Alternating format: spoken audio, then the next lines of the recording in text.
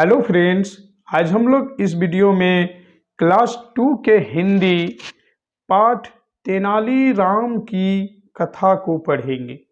चलिए पढ़ना शुरू करते हैं। कहता है, उत्तर भारत में तुर्कों का राज्य था।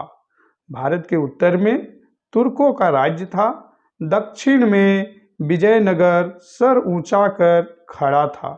दक्षिण में विजयनगर सर ऊंचा कर खड़ा था, मतलब गौरव के साथ खड़ा था। भारत के बाहर भी उसका नाम था, मतलब दूसरे देशों में भी विजयनगर का नाम था। कृष्णदेव राय बड़े प्यारे राजा थे। विजयनगर के राजा कृष्णदेव राय बड़े प्यारे राजा थे। गांव से आया तेनालीराम उनका मित्र बन गया था। गांव से आया एक व्यक्ति जिसका नाम तेनालीराम था, वह राजा का मतलब कृष्णदेव राय का मित्र बन गया था। आगे बुद्धिमान होने के कारण मंत्री भी बना। तेनालीराम बुद्धिमान था, जिस कारण वह सभा के मंत्री भी बना। अपनी समझदारी से सबके कान काटता था। अपनी बुद्धि से वह आगे निकलता गया। राजसभा के लोग उससे जलते थे, मतलब जो सदस्य थे राजभवन के, वे सभी सदस्य तेनालीराम से क्या होते थे? जलते थे। वे नहीं चाहते थे कि तेनालीराम सबसे आगे निकल जाए। वे नहीं चाहते थे, मतलब कौन? सदस्य, राज्यसभा के सदस्य नहीं चाहते थे कि तेनालीराम सबसे आगे निकले। इसीलिए वे तेनालीराम की शिकायत किया करते थे, जिसके कारण सभी सभासद, सभी सदस्य तेनालीराम की शिकायत राजा से करते थे। पर उन्हें सफलता नहीं मिलती थी। पर सभासदों को सफलता नहीं मिलती थी। मुंह की खा रहे थे। मुंह की खा रहे थे, ये मुहावरा है बच्चों। इसका मतलब होता है हार रहे थे। एक बार सभासदों ने राजा के सामने तेनालीराम की शिकायत की।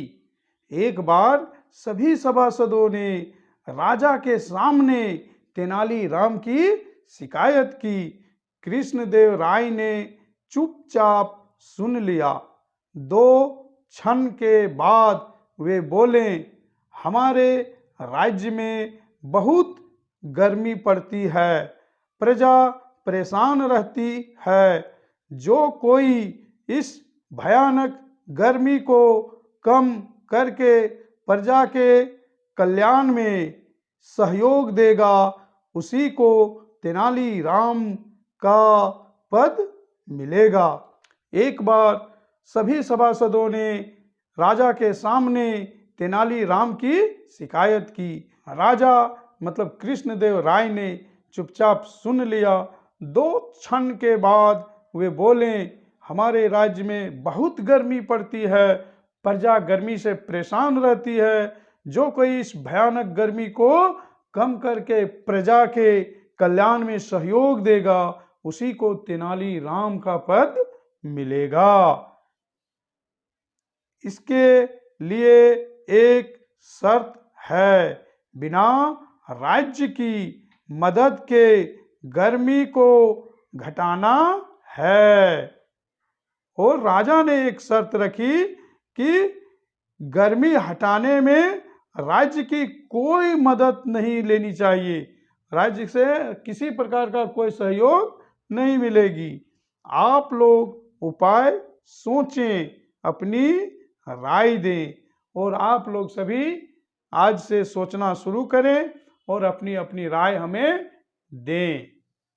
सभी सभासदों ने इस बात को मान लिया।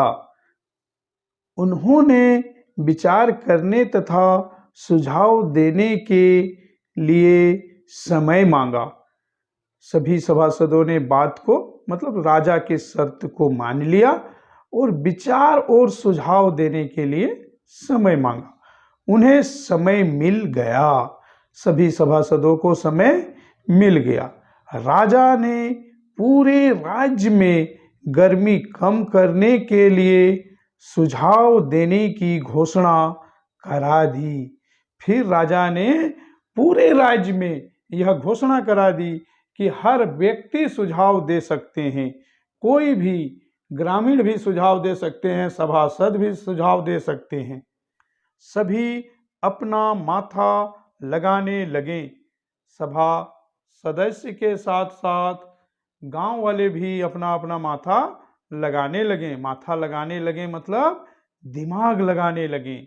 उपाय सोचने में सबका माथा चकराने लगा और गर्मी कम करने के उपाय सोचने में सबका माथा क्या होने लगा बच्चों? चकराने लगा। सबका माथा क्या होने लगा? चकराने लगा। माथा चकराना मतलब जानते हैं? सोचने में घबराना। माथा चकराना मतलब सोचने में घबराना। पर सभासद तो तेनालीराम को नीचा दिखाना चाहते थे, परंतु जितने भी सभासद थे वे तेनालीराम को नीचा दिखाना चाहते थे। इसलिए सबने एक एक सुझाव देना तय किया। इसीलिए तेनालीराम को नीचा दिखाने के लिए जितने भी राजभवन के सदस्य थे सभी लोग विचार किए कि हम लोग सभी एक एक सुझाव देंगे और किसी भी हालत में तेनालीराम को नीचा करेंगे। सभी अपना अपना सुझाव देने लगे। जितने भी सदस्य थे सभी लोग अपना अपना सुझाव देने लगे, पर सबके सुझावों में कुछ न कुछ कमी थी। परंतु जितने लोग सुझाव दे रहे थे सदस्य लोग, सभी के सुझावों में कुछ न कुछ कमी रह जा रही थी।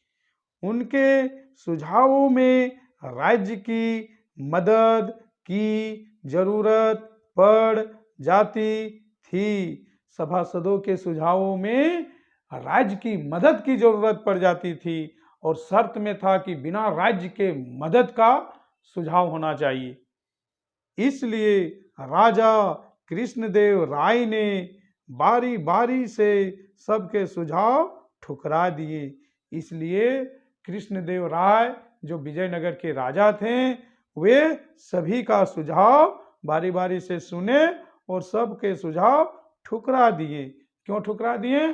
क्योंकि किसी का सुझाव जो है सो शर्त को पूरी नहीं कर रहा था। कोई भी सुझाव शर्त को पूरा नहीं कर रहा था। एक दिन गांव का एक सीधा सादा लड़का आ पहुंचा।